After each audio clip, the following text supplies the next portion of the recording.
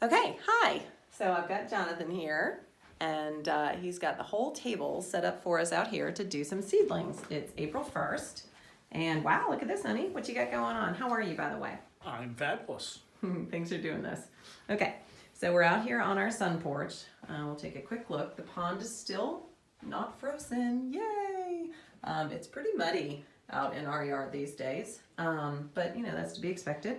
And we've got all these gorgeous rosemaries and geraniums.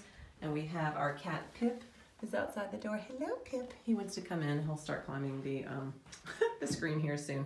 So anyway, okay. So if you're interested in doing some plantings, you don't need fancy stuff. As you can see, we just pulled out some little solo cups, which I like because, you know, you can use them year after year. Both Jonathan and I were saying that the compostable, the kind that what is it made of? The kind that you buy that's supposed to break down. I think they call them peat pots. Peat pots, yeah. I find they don't ever break down enough in the soil, so I don't like to use those. But Jonathan poked holes in the bottom. I don't know if you can see. Not in that one. I didn't poke okay. a hole in that. There's not a hole in that one. Okay, so we poked a hole in the bottom of the solo cups, there you can see it, so that they will drain. And then he had a few of these. These are plastic, and they come with holes in them. He had some of those out in the barn already. Yeah, we reuse a lot that we buy seedlings in and so on. Yeah, so we bought seedlings in those and just reduce, reuse, recycle. Mm-hmm. Okay, so what seeds have you got for us today? You want to step back and we can show? Yep, so we've got 4 different kinds of seeds that we're going to plant today. There are certain things like root vegetables that we would not bother to plant in pots. Also beans, because they grow so fast, you wouldn't want to have to transplant them. Okay. But tomatoes. Cherry tomatoes, we've got some regular larger beefsteak type tomatoes. Okay. Pumpkins, this is something new we're doing this year. It's a Musc de Provence. It's a eating pumpkin that they grow in the south of France and in Italy and so on. And we like zucchinis both because we like the fruit, but we also like to cook the zucchini blossoms. Yeah, I think we need to grow more zucchini so that we don't feel guilty stuffing the blossoms. You know, we kind of pilfer out half of the blossoms worth of stuff to fill them and fry them.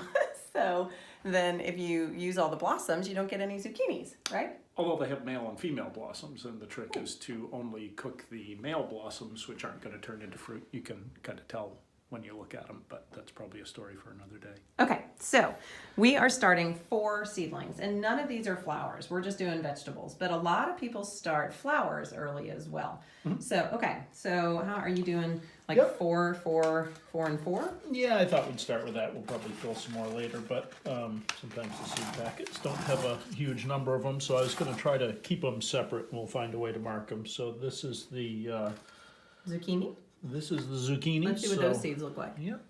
Oh, yeah, okay. They look a lot like zucchini seeds. They do. They look like pumpkin seeds, sort of, too. So how many are you putting in each one? I'm putting in 2. And what you're trying to do is balance the desire to make sure each pot has something that germinates, and we're just kind of sticking them just below the surface here. Okay, and you're giving them a little space so that if they do both germinate, you can separate the roots? No, we'll probably pinch one off. It's very tempting to try to, save every seedling that germinates, but what we really want to do is end up with good, big, healthy seedlings. So your point to pinch one off. If they both germinate, both seeds, yeah, we let them grow for a little. We would actually euthanize one of them. Yep, we'll let them grow for a little bit and see which one seed appears to have the better form and vigor, and then we'll pinch off the other one so that the one that's growing in there has the benefit of the whole pot for its root system. Yeah, so they have a better growing. So here are the pumpkin. Okay, and you said that you call this an eating pumpkin. Yeah. Yeah, some pumpkins as opposed to like a decorative sort of seasonal. You might carve it for Halloween type pumpkin. Yeah, like so many things, they're specially grown breeds that have been kind of held on to over the years. If you want to grow one for jack-o'-lanterns, it may be something that tends to grow large and the quality of the flesh may not be as good. There are pie pumpkins as well. Right. So pumpkins and zucchinis both spread out. So once we've got these seedlings, they would need a lot of space to grow. Yeah, we don't think a lot of like eating in this area in our culture of eating pumpkins like we would a squash, but they're. I do. I like fairly pumpkin. It's one of my common favorites, all actually. year. Yeah, So okay. here are the regular tomato seeds. You can see Ooh, those they're are tiny. tiny. So really, we'll probably take A few on each.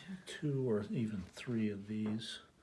We'll go for 2, I think. And just kind of get them down there in the dirt. Yeah. Okay. And just pinch them in just ever so slightly. Okay, great. And so tomatoes, we had tremendous success on the front of the house. We have a little, what's it called that grows, that you have the, goes up the trellis on the front of the house?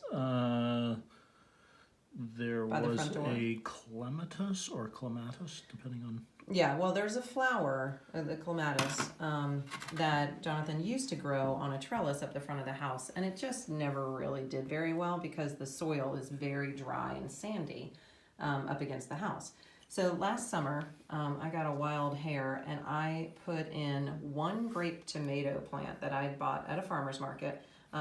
It was probably 4 inches tall, and I dropped it in front of the trellis. And just kept it, mostly watered. But it turns out that's a fairly wet spot, even though it's got sort of dry, sandy soil. And because it's southern facing and up against the house, it grew 12 feet tall. It was amazing. It was like the perfect environment for growing some grape tomatoes. And they went until November. So we it's had kind of a little microclimate in there where it's it really enclosed and was. It against was the house. It amazing. kept Yeah. it from freezing. So it grew for a really, really long time. We had beautiful grape tomatoes. And if you have a spot like that, I mention that because it's worth thinking about trying some sunny spots a little bit. You don't have to have a garden to grow some plants. And mine was just stuck in the dirt at the front of the house up against the wall. And it loved the trellis that was right there. And anyone could do that. So that's our point. You don't need a big garden to grow something. You can do these in pots. Tomatoes in particular, cherry tomatoes, love pots. And you can stake them really high. You can get branches if you need it to tie them off to. And kind of to Jonathan's point regarding pinching off the plants so that others grow well. Tomatoes have a tendency to get kind of leggy. And so I rein them in. I don't let my tomatoes get super, super leggy out in the garden. And I find that, same as a grapevine, if you cut your vines back and your tomato plants back, you get better tomatoes because there's not so much competition. Yeah, So. you tend to get fewer, larger, better ones. Right. So anyway, okay.